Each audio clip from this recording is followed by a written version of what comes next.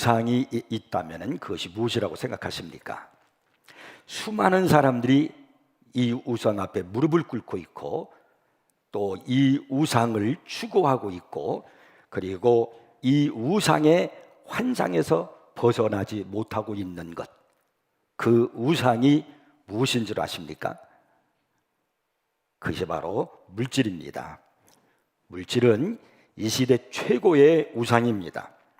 모든 인간을 굴복시키고 자신을 추구하게 만드는 그 무서운 우상이 바로 물질입니다.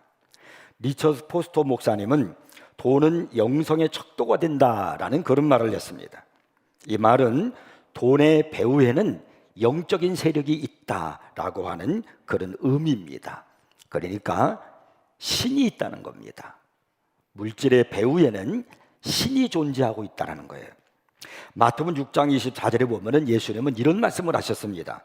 한 사람이 두 주인을 섬기지 못할 것이니 혹 이를 미워하고 저를 사랑하거나 혹 이를 중히 여기고 저를 경히 여김이라. 너희가 하나님과 재물을 겸하여 섬기지 못하느니라. 근데 여러분, 여기 재물이라고 우리 지금 성경에는 써 있는데 원래 이 재물이라고 하는 단어의 헬라어 원어를 보면은 맘몬이라고 이렇게 되어 있습니다. 이 맘몬은 재물이 아닙니다. 인격체로서 신입니다. 이건 돈신이에요. 실제로 이 맘몬은 가나안에 존재하던 우상의 이름입니다. 사탄에게 속한 어둠의 영입니다. 그것이 바로 이 만물입니다. 만물이 그런데 이 재물로 번역된 것은요, 그것이 재물 뒤에서 우리를 조종하기 때문입니다. 만물은 재물을 지배해가지고 그것을 통해서 사람과 세상을 지배하려고 하는 것입니다. 이 만물은 우리에게 물질주의와 황금만능주의를 주입시키고 있는 겁니다. 이것이 악한 영이 지금 사탄이 우리에게 그렇게 하고 있는 겁니다. 돈은 우상 중에 최고의 우상이란 말입니다. 성경은 믿음에 대해서 214번 기록하고 있고요. 그리고 구원에 대해서는요 218번. 그런데 재물에 대해서는 약 3000번 말씀하고 있습니다. 믿음과 구원보다도 이 재물에 대해서 10배 이상 더 이렇게 많이 말씀하는 이유가 뭘까요? 그것은 이 재물이 믿음과 구원보다 더 중요하기 때문이 아니라 재물에 대해서 우리가 그만큼 더 많이 알아야 한다는 사실을 강조하기 위해서 성경에서 그렇게 많이 말씀하고 있는 겁니다. 성숙한 그리스도인들은 올바른 물질관을 가지고 있어야 됩니다. 이 야고보서는 성숙한 그리스도인의 그 길이 무엇인가를 우리에게 쭉 말씀하고 있고, 우리가 지금까지 그 말씀에 대해서 들으면서 한 걸음 한 걸음 이렇게 걸어오지 않았습니까? 그런데 이 야고보서에서 오늘 우리에게 말씀하는 게 뭐냐면은 바로 성숙한 그리스도인의 길을 걷기 위해서 성경적인 올바른 물질관을 가져야 한다는 것입니다. 세상 사람들처럼 물질이 인생의 최고가 되어서는 안 되고요, 주님보다도 물질을 더 사랑하고 추구하는 사람이 되어서는 안 된다는 겁니다.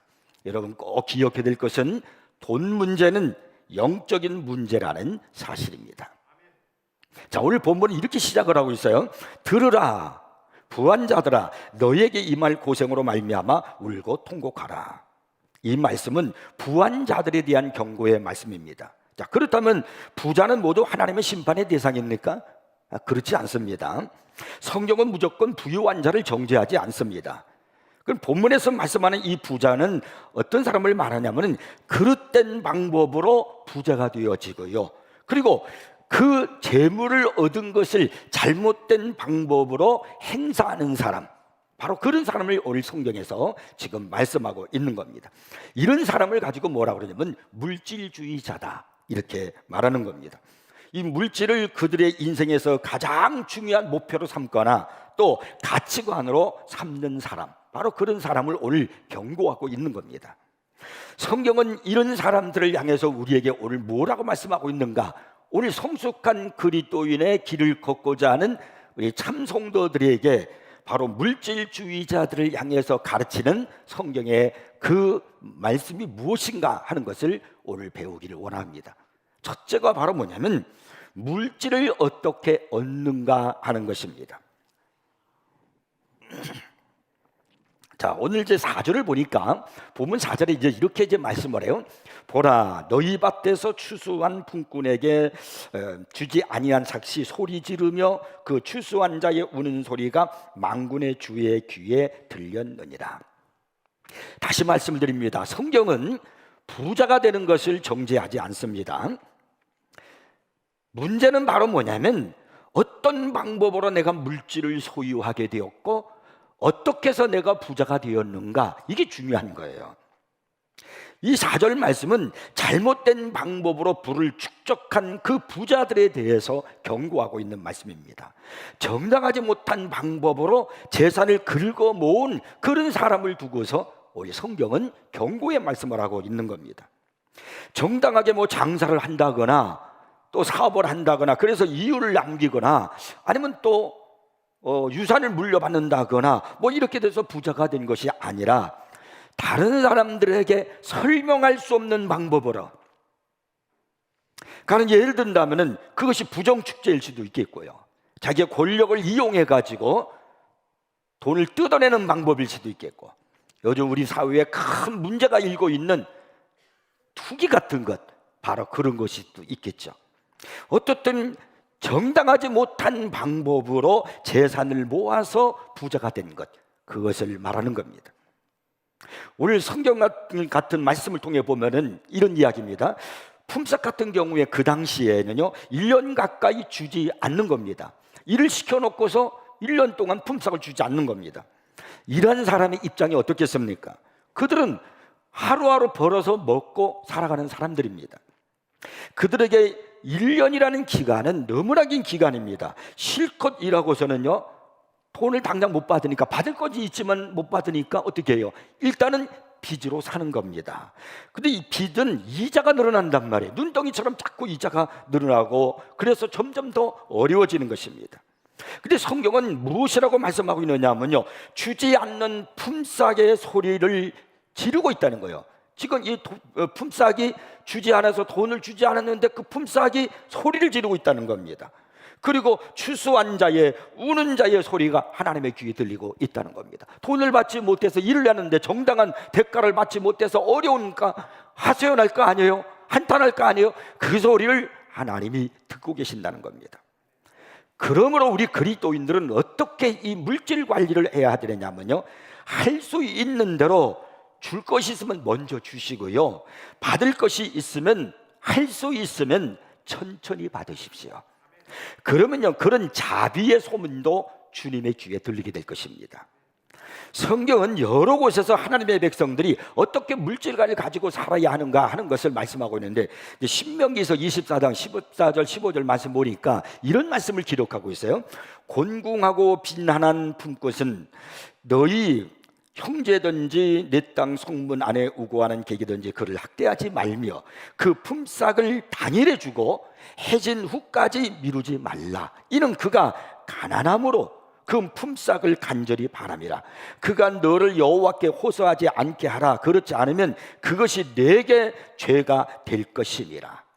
그 당시 그 팔레스타인의 노동자들은요 농사를 짓는 것으로 하루에 일당으로 이제 품꾼으로서 이제 돈을 벌고, 그래서 이제 자신의 생활을 하면서 기아를 이제 면하고 있는 겁니다. 만일 하루라도 제 시간에 이게 품삯을 받지 못하면은 그와 그 가족들은 당장 굶어야 하는 그런 절박한 상황 속에 처해져 있는 겁니다. 하나님은 지금 이런 문제에 대해서 관심을 갖고 우리들에게 지금 말씀하고 계시는 겁니다. 레위기서 19장 13절에는 또 이런 말씀을 하고 있어요. 너는 내 이웃을 억압하지 말며 착취하지 말며 품꾼의 삭슬 아침까지 밤새도록 내게 두지 말라. 그들은 어렵기 때문에 어려운 사람의 사정을 알고 빨리 품삯을 주라는 거예요. 예레미야 22장 13절에서는요 불의로 그 집을 세우며 부정하게 그 다락방을 지으며 자기의 이웃을 고용하고 그의 품삯을 주지 아니하는 자에게 화 있을진저, 이렇게 경고하고 있습니다. 자기는 떵떵거리고 좋은 집에 살고 좋은 차를 굴리고 좋은 음식을 먹으면서 부유하게 살고 있는데, 그런데 자기가 데리고 있는 일을 시키는 그 사람들은 지금 어려움 속에 처하고 있는데도 별 관심을 두지 않고 있는 것. 하나님은 그런 것에 대해서 지금 경고의 말씀을 하고 있는 겁니다. 성경은 이렇게 잘못된 방법으로 불을 축축하며 그리고 가난한 사람을 압제하는 사람들에 대해서 경고의 말씀으로 지금 올 성경은 우리에게 지금 던져주고 있습니다. 그들에게 뭐라고 말씀합니까? 보면 1절에 보니까 너희에게 이 말 고생으로 말미암아 울고 통곡하라고 말씀합니다. 잘못된 방법으로 불을 축적해가지고 그로 인해서 자기가 그렇게 불을 축적하는 물질주의자에 빠져가지고 자신의 그런 욕심 때문에 가난한 자들이, 어려운 자들이 눈물을 흘리게 되면요, 하나님께서는요 그 사람에게 울고 통곡하게 만든다는 거예요. 쉽게 말하면요 피눈물 나게 만든다, 그런 이야기예요. 여러분은 최후 심판의 자리에서 우리가 가진 재산을 공개하게 될 것이라는 사실을 알고 계십니까? 하나님께서 우리에게 맡겨주신 물질에 대해서 내가 어떻게 사용했는가 하는 것을 심판하신다는 사실을 알고 계십니까? 하나님의 보좌 앞에서 우리가 소유하고 있는 모든 것이 다 공개될 것이고요, 도대체 그런 것들이 어떻게 해서 나의 것이 되었는지에 대해서도 우리는 설명해야 될 것입니다. 그러므로 우리는요 항상 언제나 올바른 물질관을 확립하고서 올바른 방법으로 그 물질을 사용해야 됩니다. 많이 버는 것이 중요한 것이 아닙니다. 바르게 버는 것이 중요합니다. 어떻게 내가 물질을 얻는가 하는 것이 우리 그리스도인들이 가져야 할 성숙한 신앙을 가진 사람들의 신앙의 자세입니다. 그 다음에 두 번째는 물질을 어떻게 사용하는가라는 거예요. 자, 2절 3절 말씀을 제가 또 읽어보겠습니다.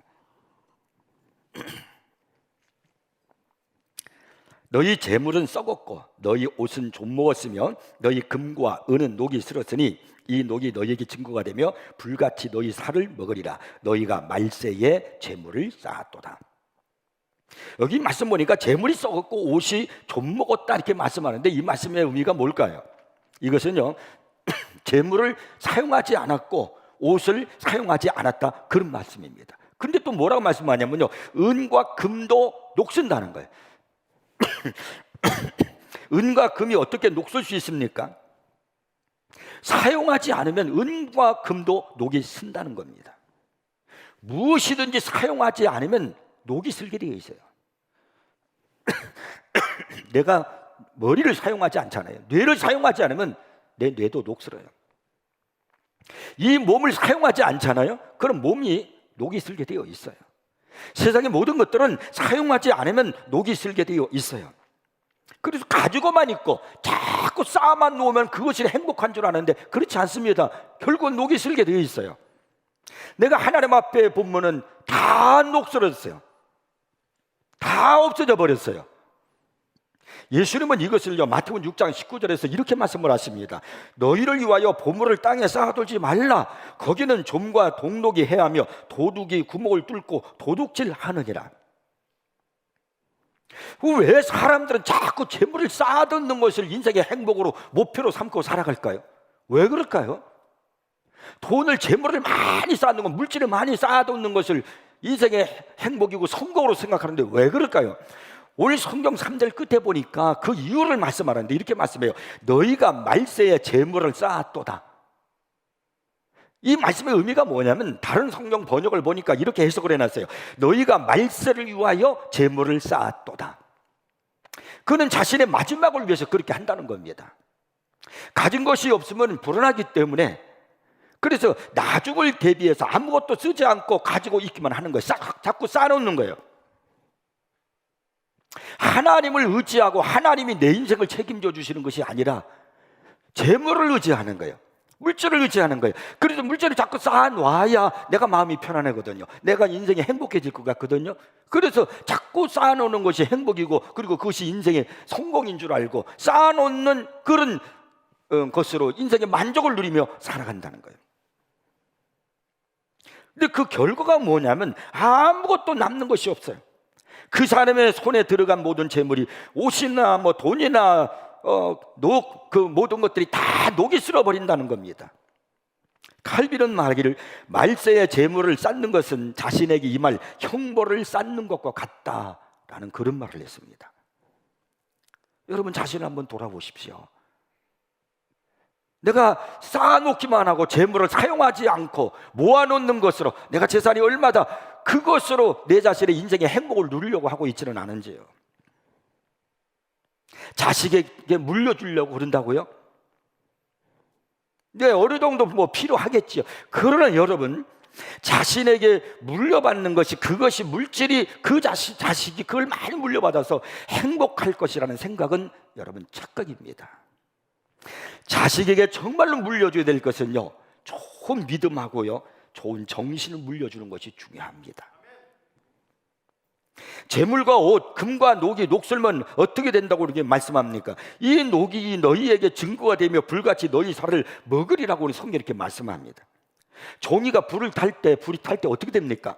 불이 막 종이를 막 빠르게 확 이렇게 타서 먹어가 버리잖아요.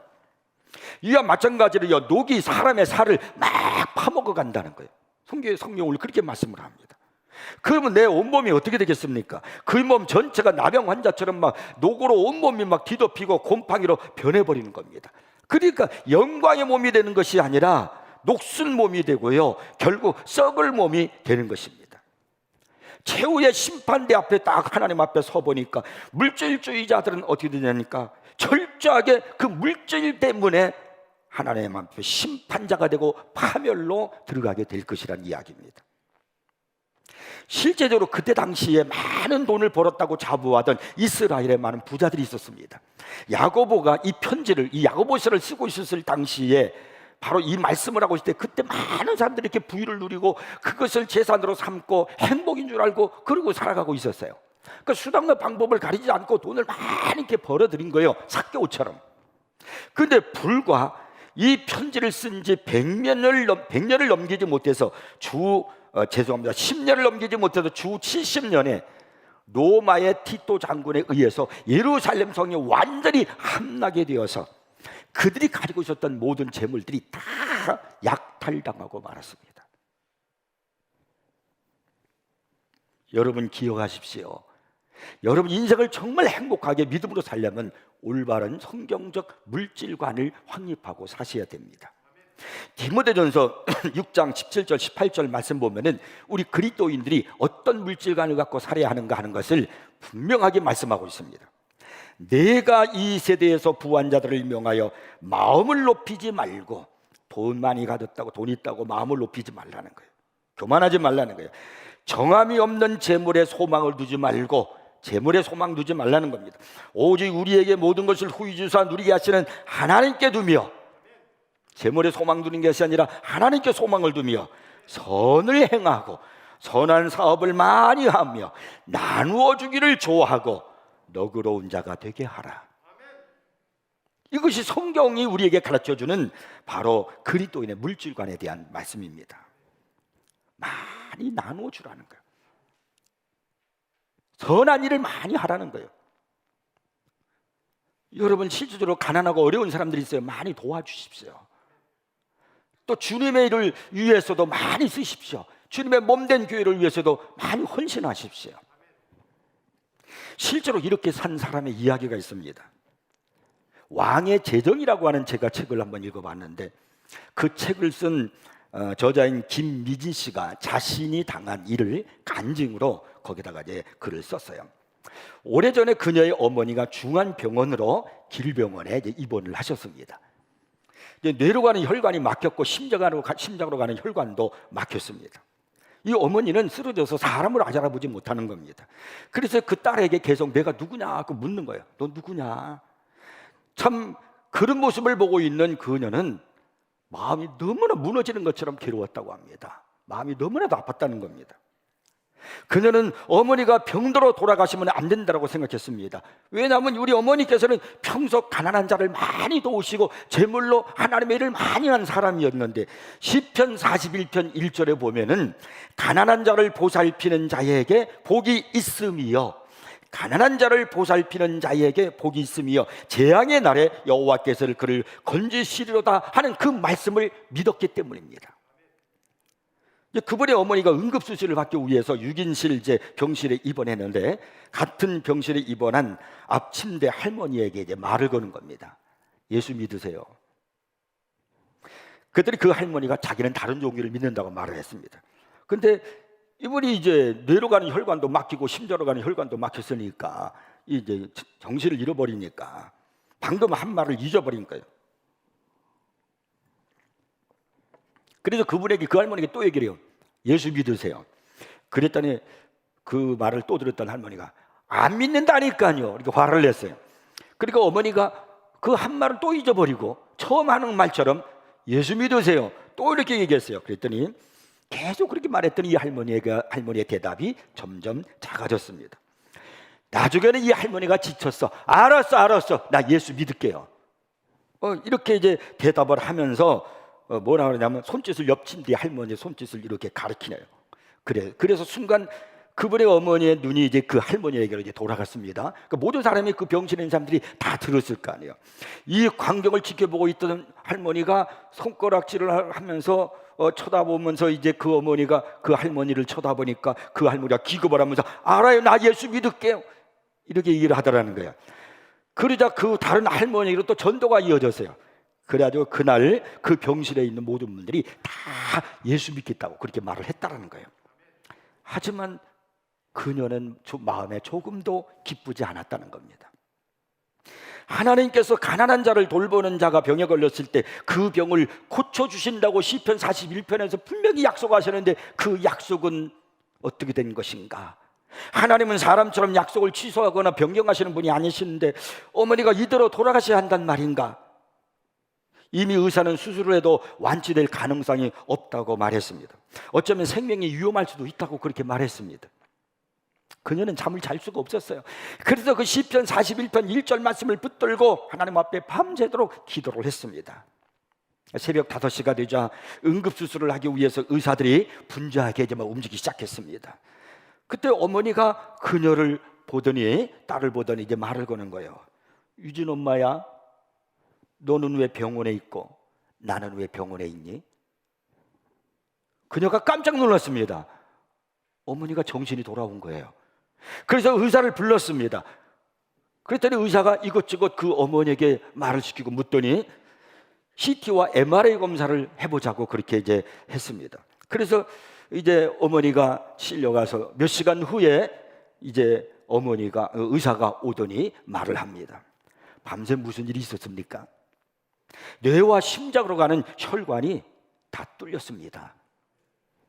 놀라운 순간이었습니다. 그녀는요, 순간 할례를 외치면서 우리 하나님께서 시편 41편 1절에서 가난한 자를 도운 자를 어려움 당해서 재앙을 만났을 때 하나님께서 도우신다는 그 약속의 말씀을 지켜주셨다, 그렇게 그가 하나님께 그 사실을 고백하며 그리고 영광을 돌렸다는 겁니다. 잠언서 19장 17절 말씀 보니까 가난한 자를 불쌍히 여기는 것은 여호와께 구워드리는 것이니 그의 선행을 그에게 갚아주시리라고 말씀합니다. 여러분, 잘 버는 것도 중요하지만 어떻게 쓰느냐가 더 중요합니다. 여러분의 인생에 행복하게 살고 말년까지 정말 아름답게 살기를 원하시고 여러분의 자손들이 복되게 살기를 원하시면 버는 데만, 그리고 모아놓는 데만 여러분의 인생의 행복이라고 생각하지 마세요. 많은 사람을 향해서 쓰십시오. 여러분의 재물을 하늘나라를 위해서 쓰십시오. 사용하십시오. 하나님께서 복을 내려주실 것입니다. 주님이 기뻐하는 일에 물질을 사용하기를 주의 이름으로 축복합니다. 자, 그 다음에 마지막 세 번째는 물질 생활에는 심판이 있다는 겁니다.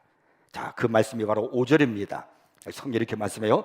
너희가 땅에서 사치하고 방종하여 살육의 날에 너희 마음을 살찌게 하였도다. 성경은 심판의 날을 살육의 날이다 이렇게 말씀하고 있습니다. 여러분, 돼지를 잡는 도살의 날, 그날 도살장 가는 날을 한번 생각해 보십시오. 돼지는 평소에 아무 일도 시키지 않습니다. 그냥 잘 먹이는 거예요. 그냥 먹고 실컷 놀게만 합니다. 그래서 살찌우는 거예요. 돼지가 귀여워서 그런 거 아닙니다. 이뻐서 그런 거 아닙니다. 빨리빨리 살쪄라. 왜? 도살의 날에 잡으려고요. 줄 것은 주지 않고 받을 것은 무섭게 챙기고, 그리고 부정과 투기로 부자가 된 사람, 자신은 그때는 진정 자기가 물질로 행복한 것처럼, 부자가 된 것이 인생의 성공인 것처럼 그렇게 생각하지만 그것은 잔치의 날까지만 존재하는 행복입니다. 그 뒤에는 도살의 날이 기다리고 있다는 걸 아셔야 됩니다. 그러면 모든 부자가 다 그렇단 말입니까? 아닙니다. 아브라함은 부자였지만 신앙과 인격을 잘 보존했습니다. 요셉은요, 굉장한 부자이면서도 그가 가난했을 때와 변함없이 주님을 섬겼습니다. 이삭, 솔로몬, 아리마대 요셉, 바나바, 그리고 빌레몬, 이 모든 사람들이 다 부자였습니다. 그러나 그들은 다 훌륭한 믿음의 사람들이었습니다. 다만 본문에 기록된 이 부자들은 옳지 못한 방법으로 부자가 된 것을 말하는 겁니다. 우리 주변에는 가난했는데 어느 날 갑자기 부자가 된 사람이 있어요. 땅을 가지고 있다가 농사를 짓고 있다가 개발돼 가지고 갑자기 부자가 된 거예요. 올바른 물질관을 확립하지 못한 채로 갑자기 부자가 되다 보니까 그냥 그 돈이 많다가 보니까 돈 때문에 그의 인생이 타락의 길, 부패한 경우를 보게 됩니다. 마치 롯이 물질을 얻자마자 그의 신앙과 인격이 더럽혀지는 것 같습니다. 여러분, 우리가 올바른 물질관을 확립하기 위해서는요, 나의 시선을 어디에 두느냐, 이것이 굉장히 중요합니다. 돈을 버는 것이 결코 나쁜 것이 아닙니다. 열심히 일을 해서 돈을 버십시오. 하나님이 주시는 대로 돈을 버십시오. 그러나 물질에다 여러분의 시선을 두지 말고 벌긴 벌되 주님께 시선을 두시기를 바랍니다. 이 세상에서는 가난하지만 세상에 가서는 부한 자가 있습니다. 나사로가 그랬어요. 세상에 살 때는 가난한 거지였습니다. 그러나 그가 천국에 갔을 때는 아브라함의 품에 안긴 부한 자의 모습으로 성경에 기록되고 있습니다. 반면에 이 세상에서는 굉장히 부자였는데 오는 세상에서는 아주 어렵고 가난한 자의 모습으로 살아갈 수도 있다는 사실을 잊지 마십시오. 그러므로 가난한 것이 반드시 저주가 아니고요, 또한 부자가 반드시 축복도 아닙니다. 문제는 내가 어떤 태도로 물질을 소유하고 어떤 태도로 물질을 사용하느냐, 이것이 중요한 것입니다. 영어에 이런 말이 있습니다. 우리가 붙들고 있으면 잃어버린다. 그러나 드리면 얻는다. 물질을 내가 붙들고 있으면 잃어버린다는 거예요. 그러나 드리면 오히려 얻는다는 겁니다. 하나님의 나라와 의를 위해서 내가 드리면요, 하나도 잃어버린 것이 아닙니다. 없어진 것이 아닙니다. 저축하는 겁니다. 주님을 사랑하는 사람들을 위해서, 그리고 주님의 일을 위해서 드리는 것은요, 영원히 오히려 얻는 것입니다. 그러나 만몬에 붙들려서 물질을 붙들고 살면은요, 오히려 잃어버리는 자가 된다는 사실을 여러분 잊지 말아야 됩니다. 물질을 붙들고 살려고 하지 마십시오. 물질주의자가 되어서는 안 됩니다. 어느 여인이 상담을 했습니다. 남편이 외과 의사이고요, 부모가 돌아가실 때 남편에게 수십억의 재물을 유산으로 물려줬습니다. 이 정도면 상당히 부유하게 살 수 있는 가정이에요. 남편은 외과 의사죠. 수십억의 재산의 유산을 물려받았죠. 그러면 굉장히 여러분 여유롭고 넉넉하게 살 수 있는데 사람의 욕심이란 그렇지 않아요. 이 사람이 더 많은 물질을 얻고자 하는 물질주의자로 그가 그렇게 변했습니다. 그래서 주변에 보니까 자기가 아는 사람들이 많은 돈을 잘 굴려가지고 수십억이 아니라 수백억을 가진 사람이 되고 막 그러거든요. 그래서 그가 그 돈을 가지고 투자하기 시작했습니다. 근데 그가 잘못 투자를 해가지고 손실이 발생하기 시작하는 겁니다. 그러다 보니까 나중에 집까지 담보를 해서 또 투자를 했습니다. 잃어버린 것을 회복하려고요. 결국에는 모든 것이 다 사라지고 집도 경매로 넘어가서 월세방도 못 갈 그럴 처지가 되고 말았습니다. 이런 과정에서 남편이 너무나도 신경을 많이 쓰고 스트레스를 받아서 중풍으로 그만 몸 반쪽이 마비가 왔고요, 혼자서는 걷지도 못하게 되었습니다. 그러니 더 이상 의사로서도 일을 할 수가 없었습니다. 그 여인이 앞으로 어떻게 살아야 할지를 모르겠다면서 하염없이 울며 상담을 했습니다. 미가서 6장 15절 16절에 성경은 말씀합니다. 내가 씨를 뿌려도 추수하지 못할 것이며 감난 열매를 밟아도 기름을 내 몸에 바르지 못할 것이며 포도를 밟아도 술을 마시지 못하리라. 아무리 노력해도 열매가 없다는 거예요. 결국은 내 손에 두는 것이 없다는 거예요. 너희가 오므리의 율례와 아합 집의 모든 예법을 지키고 그들의 전통을 따르니 내가 너희를 황폐하게 하며. 물질주의자의 마지막 결국을 지금 말씀해주고 있는 겁니다. 여러분, 물질주의자는 반드시 심판이 있다는 걸 기억하셔야 됩니다. 우리는 만물을 섬기는 물질주의자가 결코 되어서는 안 됩니다. 오늘 여러분의 물질을 내가 어떻게 사용하고 있는가 말씀을 들으면서 잘 한번 생각해 보십시오. 우리의 물질을 통해서 주님께 우리의 사랑의 진실을, 내 사랑의 진실을 증명해 보이고요, 그리고 나 자신을 주님께 드리고 있는가 한번 여러분 돌이켜 보십시오. 여러분의 인생을 올바른 물질관의 기초를 두고 살아가고 있는가 한번 무릎 꿇고 주님 앞에 고백해 보시기 바랍니다. 이 세상은 영원하지 않습니다. 지금이라도 자신의 생활 방식, 물질관을 바꾸셔야 됩니다. 무엇이든지 사용하지 않고 있는 것이 있다면 빨리 지금 꺼내서 사용하십시오. 가난한 자들을 위해서, 선교를 위해서, 주님의 나라를 위해서, 몸된 교회를 위해서 여러분 해야 할 일이 얼마나 많은지 몰라요. 사용하십시오. 쌓아놓지 마십시오.